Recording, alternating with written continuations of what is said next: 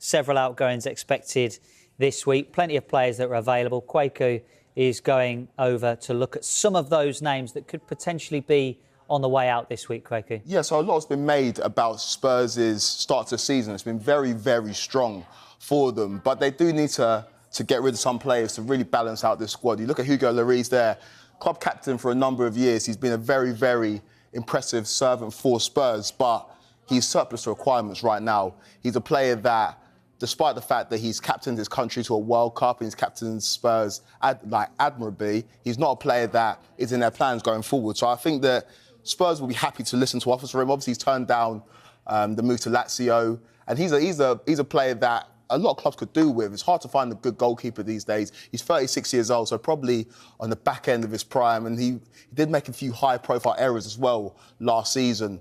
If you remember the Newcastle game where they lost 6-1, he came off at half-time due to injury, and we never saw him play for Spurs again. So Hugo Lloris is the man they need to shift because they found their replacement in goal.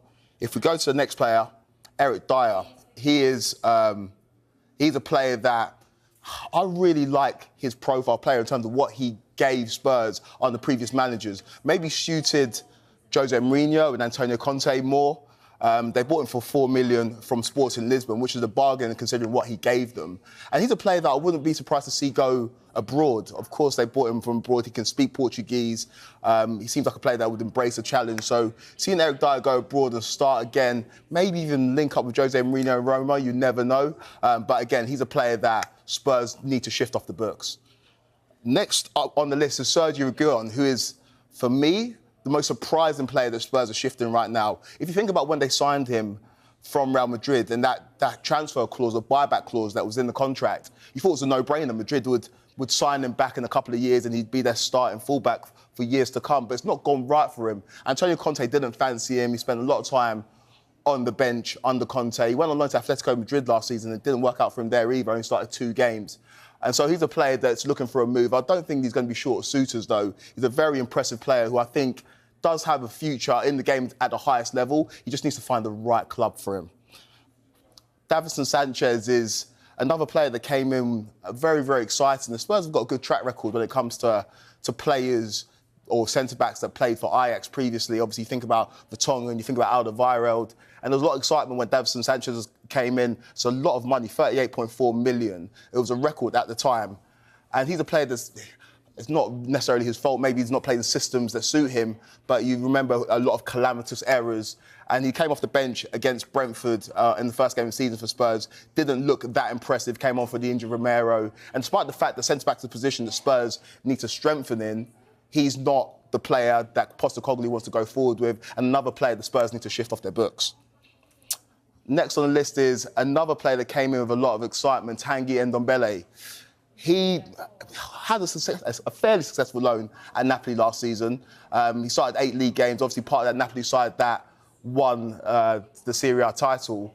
But he flatters to deceive a lot in the Spurs shirt. Look at the fee as well, £63 million. You can't say they got the return on that deal. He's just shown flashes. He's not shown the player that people expected him to be when they signed him from Lyon for all of that money. And there's been questions over his fitness, his dedication. I don't see him having the future at Spurs, but they're not going to recoup much of that money that they paid for him just because he hasn't shown his ability in a Spurs shirt. Go next on the list. We've got Pierre-Emile Hojbjerg, he had an interesting season last year. He kind of scored a lot of goals. He scored a lot of important goals for Spurs. It's been pretty impressive since signing for Southampton in 2020. Bought him for £15 million. You can say they got a return on that investment.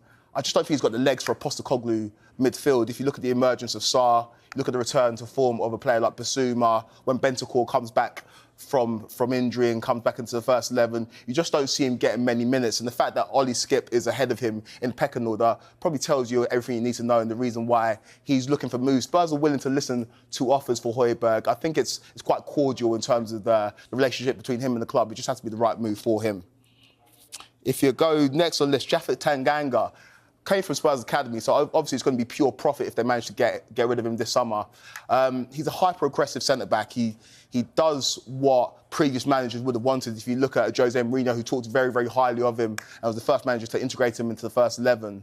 But he just hasn't got space in this Spurs side under Postecoglou. Again, a player that I could see going abroad. He has got fundamental skills that managers would appreciate, but it just doesn't seem like he's the right fit for this Spurs team right now, and I just don't see him getting many minutes. He didn't play many minutes last season. He's probably a player at the age of 24 that suffered from the fact that he hasn't gone out on loan and played enough first-team football. So that's what we'll be looking to do this summer, and Spurs will be happy to listen to offers for Tanganga. Jed Spence. There's so many players that Spurs need to get rid of. The Jed Spence is an interesting one. Almost feel sorry for him. He wasn't treated... Publicly, Antonio Conte came out and said that he was essentially a club signing. And so he was shipped out on loan. He went and played football at Rennes last season. Started pretty strongly out there, but he got an injury, fell out of the first team, and now he's available for a transfer or a loan. They bought him for 20 million. Obviously had a very, very impressive loan spell from Borough at Forest. And you expect him to push on and go on to become one of the best fullbacks in the country. Hasn't really worked out for him. Again, you do feel sorry for him because it seemed like there was an impasse between Spurs and Antonio Conte, and he fell foul and fell victim to it. So, yeah, he's available for clubs to transfer a loan. And I expect him to get a decent move and play his best football at a different club this summer. And Bryan Hill is a player that's off the back of winning the Europa League. He's not going to be short of suitors. Brought him for 21 million. Maybe his profile doesn't suit the Premier League, a little bit diminutive, but I really, really like him as a left-sided player. I don't see him having the future at Spurs, but he's a player that can bring a lot to any team he plays in. He played significant minutes in Sevilla's successful Europa League run to the trophy last season. And he's a player that can bring a lot, technically sound, maybe not suited to what Spurs want to do right now, but another player that Spurs need to shift off the books. And we've gone through a list and a multitude of players there. Spurs are a team that have started the season very well, but in order to bring balance to that side, I think they need to shift players in order to give players minutes who are at the club and also balance the books as well.